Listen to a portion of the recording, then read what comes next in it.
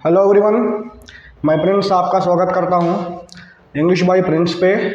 और today we are going to cover a very important topic of English language, ठीक है ना। Infinitive, ठीक है। आज हम लोग जो है इन्फिनिटिव के बारे में पढ़ने जा रहे हैं।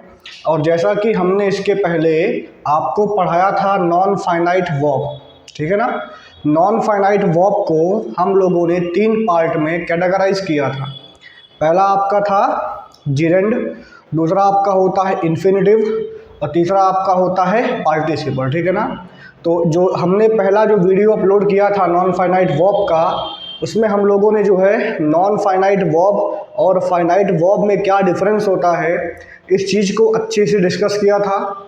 और जो हमारा इसका उसके बाद हम लोगों ने वहाँ पर जिरेंड को डिटेल में पढ़ा था, ठीक है ना। तो आज हम लोग नॉन फाइनाइट वर्ब का सेकंड पार्ट कवर करने जा रहे हैं। जो हमारा टॉपिक है इन्फिनिटिव, क्या है बोलो, इन्फिनिटिव है, ठीक है ना। और हम क्या करेंगे कि इन्फिनिटिव को ब्रेक करके पढ़ेंगे। मतलब हम लोग इन्फिनिटिव का 2 से 3 वीडियो में इन्फिनिटिव को कवर करेंगे, ठीक है ना। क्योंकि एक वीडियो में अगर आप इन्फिनिटिव को पढ़ेंगे तो वीडियो बहुत लंबी हो जाएगी, ठीक है ना। इसीलिए हम लोग जो है आधे आधे घंटे का लगभग 3 वीडियो कवर करेंगे, जिसमें हम लोग जो है इन्फिनिटिव को बहुत ही डिटेल में डिस्कस करेंगे, ठीक है। ये इन्फिनिटिव का एडवांस क्लास है, ठीक है। इसमें हम जो रूल्स आपके एग्ज़ाम में पूछे जाते हैं और जो इम्पोर्टेंट और एडवांस रूल हैं उनको हम लोग कवर करेंगे, ठीक है ना। चलिए स्टार्ट करते हैं। चलिए देखिए, हमारा टॉपिक है इन्फिनिटिव, ठीक है ना। देखिए, अगर हम बात करें इन्फिनिटिव के बारे में तो इन्फिनिटिव आपका एक नॉन फाइनाइट वर्ब है। और इसके पहले हमने आपको बताया था कि जो आपके नॉन फाइनाइट वर्ब होते हैं वो सब्जेक्ट के नंबर और पर्सन पे डिपेंड नहीं करते हैं। मतलब अगर आप सब्जेक्ट को चेंज करेंगे, if you change the subject of the sentence, non finite verb will not change. समझ पाए ना। तो इसी में जो आपका इन्फिनिटिव है इसका मतलब होता है 2 प्लस वर्ब का पहला फॉर्म। समझ पाए ना, 2 प्लस वर्ब का पहला फॉर्म। मतलब अगर आप 2 के साथ वर्ब के बेस फॉर्म को लगा देते हो तो इसी को हम लोग जो है इन्फिनिटिव के नाम से जानते हैं, ठीक है ना। जैसे मैं लिखता हूँ टू स्टडी, क्या बोला, टू स्टडी। अब स्टडी आपका क्या है, वर्ब का बेस फॉर्म है और इसके साथ हमने टू लगा दिया तो यही आपका कहलाएगा इन्फिनिटिव, ठीक है ना। यही आपका कहलाएगा क्या, इन्फिनिटिव।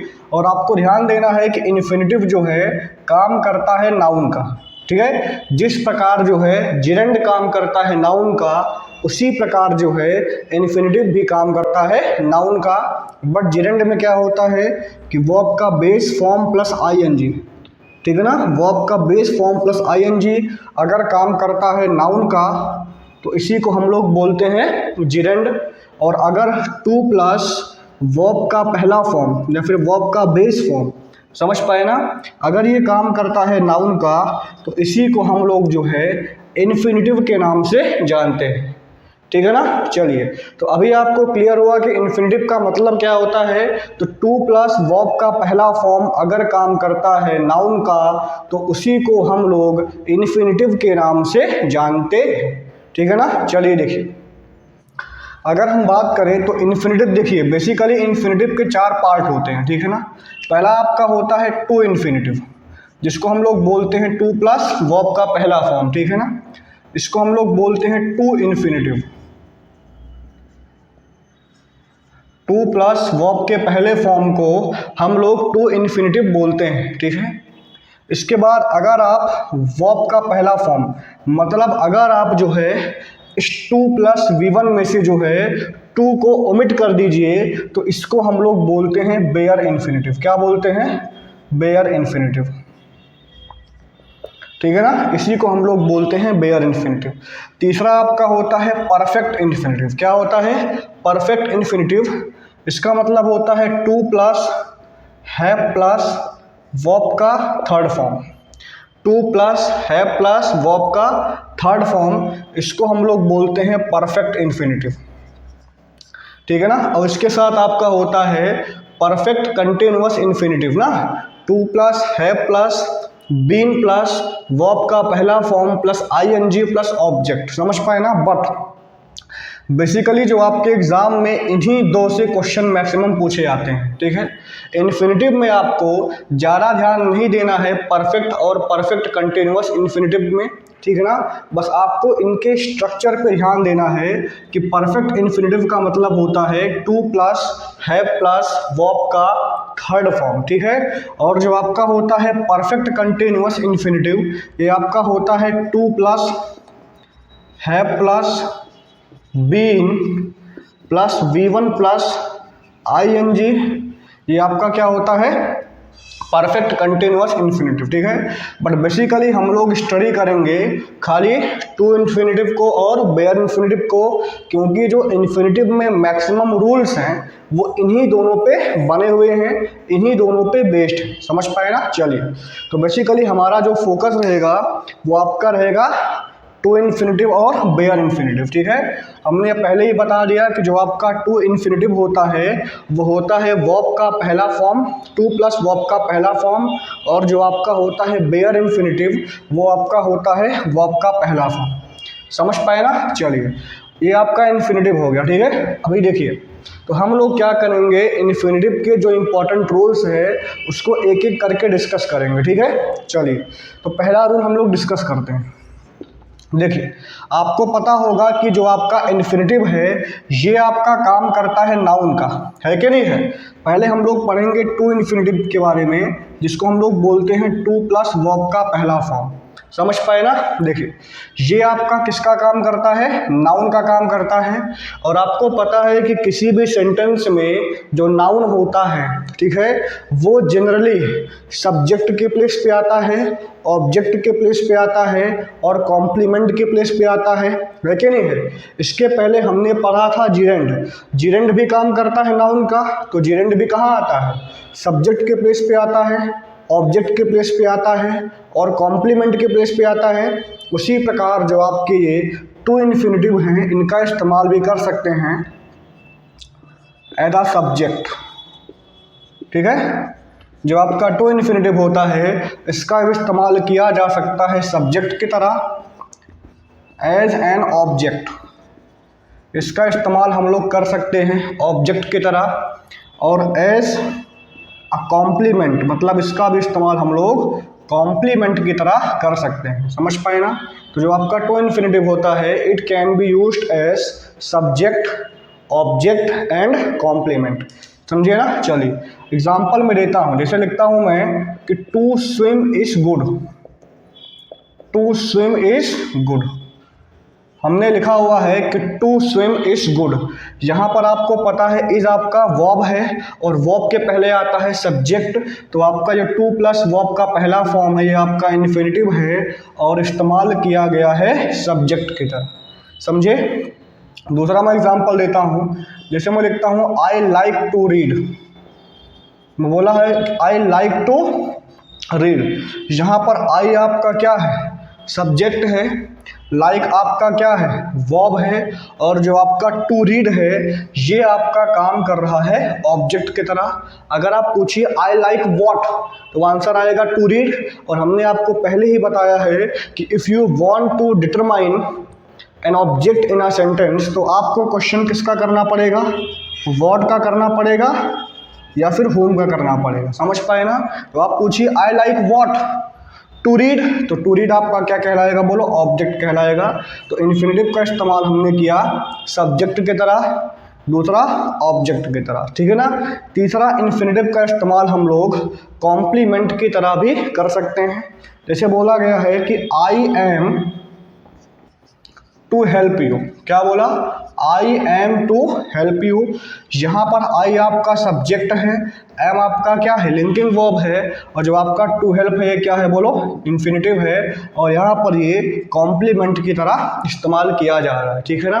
तो आपको ध्यान देना है कि पहला रूल क्या है कि to infinitive can be used as subject, object and complement in a sentence, ठीक है ना।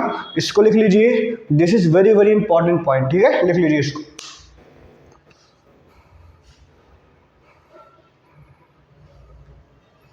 चलिए, दूसरा रूल देखते हैं। अभी हम लोग सीखते हैं रूल नंबर 2, ठीक है ना। Now we are going to discuss rule number 2। देखिए दूसरे रूल में क्या है, देखिए जैसे मैं लिखता हूं कि to swim is good,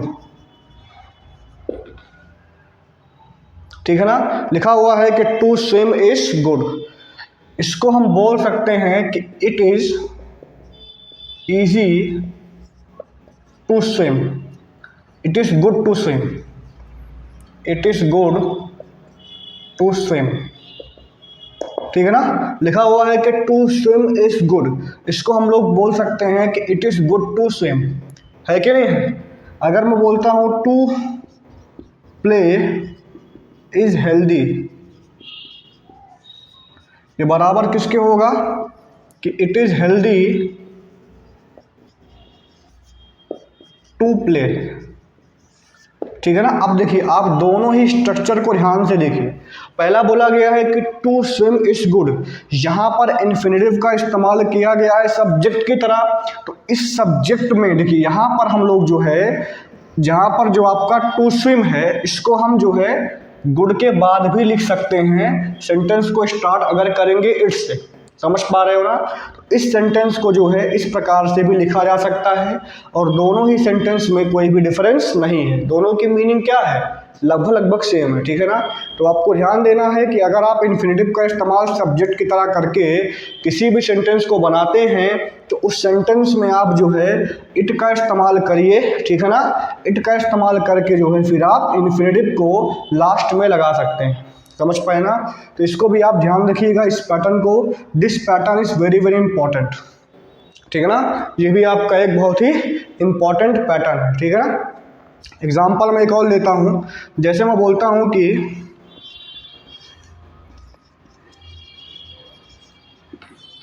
to study is necessary, मैंने बोला है कि टू स्टडी इज नेसेसरी, इसको हम लोग बोल सकते हैं कि इट इज नेसेसरी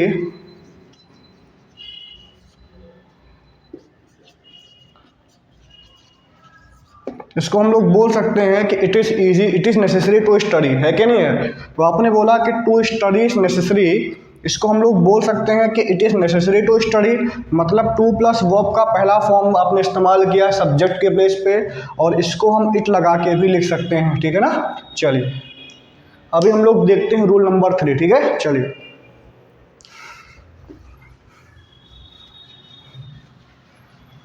चलिए अभी हम लोग देखते हैं रूल नंबर 3 को, ठीक है ना। देखिए रूल नंबर 3 आपका बहुत ही इंपॉर्टेंट है, और इस रूल पे बेस्ड बहुत सारे क्वेश्चंस आपके एग्जाम में पूछे जाते हैं, ठीक है ना। रूल नंबर 3 बोलता है कि when an infinitive is used after the following verbs we use how, समझ पाए ना, मतलब जो हमने यहाँ पर वर्ब लिखा हुआ है, अगर इन वर्ब के बाद आप इस्तेमाल करते हो इन्फिनेटिव का, समझ पाए ना, अगर आप इन वर्ब्स के बाद जो है आप इस्तेमाल किसका करते हो, इन्फिनेटिव का करते हो, तो आपको ध्यान देना है कि इन वर्ब और इन्फिनेटिव के बीच में आप जो है हाउ का इस्तेमाल करोगे, समझ पाए ना। एक बार फिर से बोलता हूँ कि जब आप इन वर्ब्स के बाद इन्फिनेटिव का इस्तेमाल करते हो, कौन कौन से हैं, डिसाइड हो गया, डिस्कवर हो गया, observe, forget, see, learn, know, teach, wonder, show, explain, ask, inquire, etcetera, ठीक है ना। जब आप इन वर्ब्स के बाद इस्तेमाल करते हो किसका, बोलो, इन्फिनेटिव का, तो इन वर्ब्स और इन्फिनेटिव के बीच में आप जो है हाउ का इस्तेमाल करते हो, ठीक है ना। चलिए देखिए एग्जाम्पल लिखा हुआ है कि I don't know to solve the sum, लिखा हुआ है I don't know to solve the sum. अब नो के बाद क्या आया हुआ है, टू सॉल्व आया हुआ है, और टू सॉल्व आपका क्या है, बोलो, इन्फिनेटिव है, ठीक है। तो ये वाला आपका स्टेटमेंट रॉन्ग है, आपको बोलना पड़ेगा कि I don't know how to solve the sum, क्या बोलना पड़ेगा, I don't know how to solve the sum. दूसरा लिखा हुआ है कि Rakhi forgot to operate the machine, ये भी आपका क्या है, रॉन्ग है, आपका क्या बनेगा, Rakhi forgot how to operate the machine, क्या बनेगा, Rakhi forgot how to operate the machine, ठीक है। तो आपको ध्यान देना है कि अगर इन वर्ब्स के बाद जो है आप टू प्लस वर्ब के पहले फॉर्म का इस्तेमाल करते हो तो इस वर्ब और इन्फिनेटिव के बीच में आपको हाउ का इस्तेमाल करना पड़ेगा। This is very very important rule, ठीक है ना, इसको भी आप लिख लीजिए।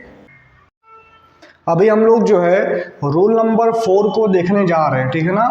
Now we are going to see rule number 4, ठीक है ना। ये पैटर्न है subject plus verb plus infinitive. क्या लिखा हुआ है? Subject plus verb plus infinitive, समझ पाए ना। और ये जो पैटर्न होता है ये बेसिकली पर्पस और रिजल्ट को बताने का काम करता है, समझ पाए। ये जो आपका पैटर्न होता है subject plus verb plus infinitive, ये बेसिकली जो है पर्पस या रिजल्ट को बताने का काम करता है, ठीक है ना। देखिए जैसे मैं लिखता हूं कि I want to see my friend, क्या बोला? I want to see my friend, ठीक है ना। अब आपने क्या लिखा? आई आपका हो गया सब्जेक्ट, वॉन्ट हो गया वर्ब, इसके बाद आपको टू प्लस वर्ब का पहला फॉर्म लगाना ही पड़ेगा, ठीक है, because here you are denoting the purpose, ठीक है। यहाँ पर लिखा हुआ है कि he went to police to lodge FIR, लिखा हुआ है कि he went to police to lodge FIR, मतलब वो पुलिस के पास गया क्या करने? FIR लॉन्च करने। मतलब उसके पुलिस के पास जाने का पर्पस क्या था? पुलिस के पास जाने का पर्पस क्या था? पुलिस के पास जाने का पर्पस था FIR को लॉन्च करना, समझ पाए ना। तो जब भी आपको कभी भी पर्पस बताना हो तो आपको इस बात का ध्यान देना है कि पर्पस बताने के लिए हम लोग जो है इन्फिनेटिव का इस्तेमाल करते हैं, ठीक है ना। अच्छा, जो आपका इन्फिनेटिव होता है वो रिजल्ट को भी बताने का काम करता है, ठीक है। जो आपका इन्फिनेटिव होता है वो रिजल्ट को भी बताने का काम करता है। जैसे लिखा हुआ है कि शी लिव्ड टू बी 80, मतलब वो 80 वर्ष तक जीवित रही, है कि नहीं है। फिर यहाँ पर बोला गया है कि we came to realise our mistake, क्या बोला है? कि we came to realise our mistake. तो यहाँ पर जो आपका स्टेटमेंट है कि शी लिव्ड टू बी 80 और we came to realise our mistake, ये आपका रिजल्ट बताने का काम कर रहा है कि नहीं है। इसे लिखा हुआ है कि we came what to realise our mistake, है कि नहीं है। मतलब अंततः जो है हमें अपने मिस्टेक का रियलाइज हुआ, वो 80 साल तक जीवित रही, है कि नहीं है। मतलब ये सब क्या बताने का काम कर रहा है? रिजल्ट बताने का काम कर रहा है, ठीक है ना। तो आपको ध्यान देना है कि जो आपका इन्फिनेटिव होता है वो जो है रिजल्ट और पर्पस को बताने का काम करता है, ठीक है ना। बट अगर आपको इसको पहचानना है तो आपको ध्यान देना है कि जो आपका इन्फिनेटिव होता है उसमें मतलब देखिए जहाँ पर आपको इन्फिनेटिव लगाना होगा ना तो वहाँ पर जो स्पीकर होगा, मतलब जो आपका सब्जेक्ट होगा, ठीक है, उसका मूड इन्वॉल्व रहेगा। मतलब जो इफेक्ट होगा वो किस पे, वो किसका होगा बोलो? वो आपका सब्जेक्ट का होगा, है कि नहीं है। अब we came to realise our mistake, यहाँ पर मिस्टेक का रियलाइज होना संबंधित किससे है? वी से है, और वी आपका क्या है? सब्जेक्ट है कि नहीं है। तो आपको ध्यान देना है कि जहाँ पर आपको इन्फिनेटिव लगाना होगा वहाँ पर कहीं ना कहीं जो आपका सब्जेक्ट होगा वो आपका डायरेक्ट इन्वॉल्व होगा उस एक्शन में। मतलब इन्फिनेटिव में जो है एक्शन डिपेंडेंट होता है किस पे? सब्जेक्ट पे। बट और जिरेंड में जो है एक्शन जो है सब्जेक्ट पे डिपेंड नहीं करता है। तो बेसिकली यहाँ से हम एक चीज़ बोल सकते हैं कि जो आपका जिरेंड और इन्फिनेटिव में एक डिफरेंस ये भी होता है कि जो आपका जिरेंड होता है, ठीक है ना, वो जो है इंडिपेंडेंट होता है। मतलब जिरेंड जो है एक इंडिपेंडेंट एक्शन है, वहीं पर जो आपका इन्फिनेटिव होता है वो एक डिपेंडेंट एक्शन है। और इन्फिनेटिव जो है डिपेंड किस पे करता है बोलो? सब्जेक्ट पे, समझ पाए ना। अच्छा, जैसे मैं लिखता हूँ कि he was punished for committing theft, लिखा हुआ है कि he was punished for committing theft. और फिर यहाँ पर लिखा हुआ है कि आई was rewarded for writing correctly, समझ पाए ना। अब यहाँ पर देखिए, यहाँ पर हम लोगों ने इस्तेमाल किया है कमिटिंग का, और यहाँ पर जो है हमने इस्तेमाल किया है किसका बोलो? राइटिंग का, है कि नहीं है। यहाँ पर इस्तेमाल किया गया है कमिटिंग का, और कमिटिंग आपका क्या है, वर्ब का पहला फॉर्म प्लस आईएनजी, जिसको हम लोग बोलते हैं जिरेंड। यहाँ पर राइटिंग आपका क्या है, वर्ब का पहला फॉर्म प्लस आईएनजी, जो कि आपका क्या है, बोलो, जिरेंड। तो he was punished for committing theft, है कि नहीं है। वो पनिश किया गया मतलब चोरी करने के लिए, है कि नहीं है। अब इस स्टेटमेंट में जो कमिटिंग वर्ड है इसका ही से कोई संबंध नहीं है, मतलब यहाँ पर कमिटिंग आपका क्या है, इंडिपेंडेंट है। फिर बोला गया है आई वॉज रिवॉर्डेड, क्या बोला गया, आई was rewarded for writing correctly, मुझे रिवॉर्ड दिया गया, मतलब मुझे रिवॉर्डेड किया गया किस लिए, सही लिखने के लिए। मतलब यहाँ पर राइटिंग का जो संबंध है वो आई से डायरेक्ट नहीं है, समझ पा रहे हो ना। तो यहाँ से एक बात क्लियर हुआ कि जो आपका इन्फिनेटिव होता है वो डायरेक्ट सब्जेक्ट के ऊपर डिपेंड करता है, और इन्फिनेटिव आपका एक डिपेंडेंट एक्शन है, वहीं पर जो आपका जिरेंड होता है वो एक इंडिपेंडेंट एक्शन होता है, ठीक है ना। जैसे मैं बोलता हूँ कि we came to realise our mistake, we came to realise our mistake, यहाँ पर टू रियलाइज का वी से डायरेक्ट संबंध है कि नहीं है। लेकिन यहाँ पर आई वॉज रिवॉर्डेड, मुझे रिवॉर्ड दिया गया किस लिए, फॉर राइटिंग करेक्टली, है कि नहीं है। अभी राइटिंग का आई से कुछ संबंध है अभी इस सेंटेंस में, नहीं है कि नहीं है। मतलब क्या आई जो है डायरेक्ट राइटिंग में इन्वॉल्व हो रहा है, नहीं हो रहा है, बट यहाँ पर वी जो है मिस्टेक को रियलाइज करने में डायरेक्ट इन्वॉल्व हो रहा है, ठीक है ना। तो आप ये भी बोल सकते हैं कि जो आपका इन्फिनेटिव होता है वो जो है एक्शन में डायरेक्ट इन्वॉल्व होता है, बट जेरेंड आपका एक्शन में डायरेक्ट इन्वॉल्व नहीं होता है, ठीक है ना। हाँ, इसको आपको ध्यान देना है, ये आपका बहुत ही इंपॉर्टेंट रूल है। इस रूल में क्या है कि जो आपका इन्फिनेटिव होता है इसका इस्तेमाल हम लोग जो है रिजल्ट और पर्पस को बताने के लिए करते हैं, बट उसमें जो है जो आपका इन्फिनेटिव है वो डायरेक्ट जो है डिपेंड करेगा किस पे, सब्जेक्ट पे, मतलब सब्जेक्ट का कहीं ना कहीं इन्फिनेटिव के एक्शन से संबंध होगा डायरेक्ट, बट जिरेंड में ऐसा नहीं होगा, because gerund is an independent action. समझ पाए ना। इस बात को मैं थोड़ा सा और एक्सप्लेन कर देता हूं 2-3 एग्जांपल आपको दे करके, ठीक है ना। चलिए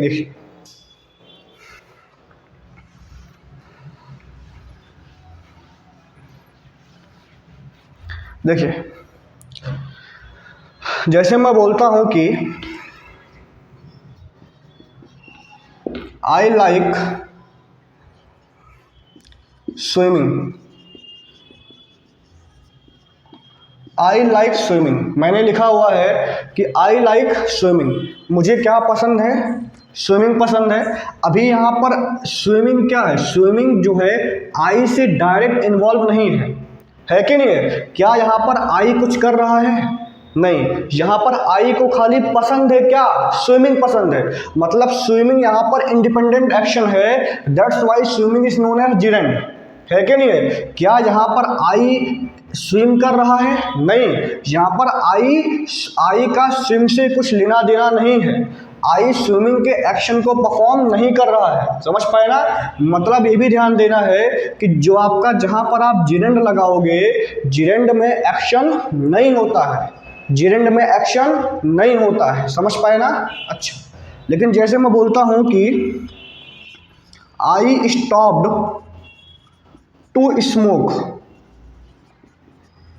मैंने बोला कि आई स्टॉप्ड टू स्मोक, इसका मतलब क्या हुआ कि मैं स्मोक करने के लिए रुका, मैं स्मोक करने के लिए रुका, मतलब मैं स्टॉप किस लिए हुआ, क्योंकि मुझे स्मोक करना है कि नहीं। और ऐसे मैं बोलता हूं कि आई स्टॉप्ड स्मोकिंग, अगर मैं वैसे बोलता हूं कि आई स्टॉप्ड स्मोकिंग, इसका मतलब क्या हुआ कि मैंने जो है स्मोक करना छोड़ दिया। अब क्या यहाँ पर आई का मूड है स्मोक करने का, नहीं, यहाँ पर स्मोकिंग एक अलग एक्शन है कि नहीं है। और यहाँ पर आई अभी स्मोक नहीं करता है, मतलब आई का स्मोक से कोई संबंध डायरेक्ट नहीं है, लेकिन यहाँ पर आई जो है स्मोक करने में डायरेक्ट इन्वॉल्व है कि नहीं है। तो आप ये भी बोल सकते हैं कि जहां पर आप इन्फिनेटिव लगाते हो वहां पर जो है स्पीकर जो आपका सब्जेक्ट होता है उसका मूड इन्वॉल्व होता है उस एक्शन को परफॉर्म करने में।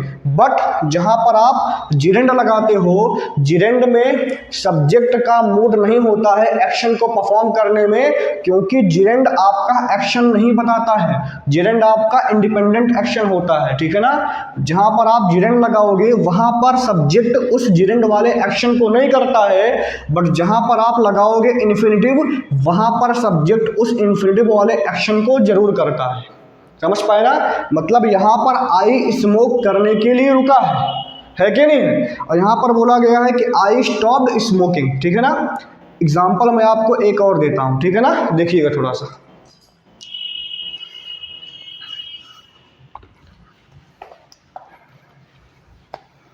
ठीक है, देखिए जैसे मैं बोलता हूं कि आई स्टॉप्ड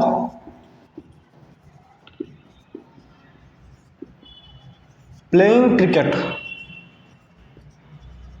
जैसे मैं बोला कि आई स्टॉप्ड प्लेइंग क्रिकेट, ठीक है। फिर मैं बोलता हूं I stopped to play cricket. मैंने बोला है कि आई स्टॉप्ड प्लेइंग क्रिकेट और I stopped to play cricket.